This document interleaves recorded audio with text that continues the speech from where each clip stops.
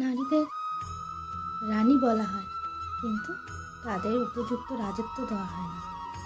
নারীদের পরী বলা হয়, কিন্তু তাদের যথাযথ সম্পূর্ণ স্বাধীনতা দেওয়া হয় না বা উঠতে দেওয়া হয় না।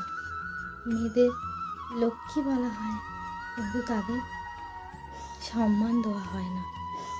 তাই একটু সম্মান দিন, একটু স্বাধীনতা দিন, তাহলে দেখবেন তারা আপনাদের ভালোবাসবে, আপনাদের হয়ে থাকবে, আপনাদেরকেই ঘিরেই তাদের সব থাকবে।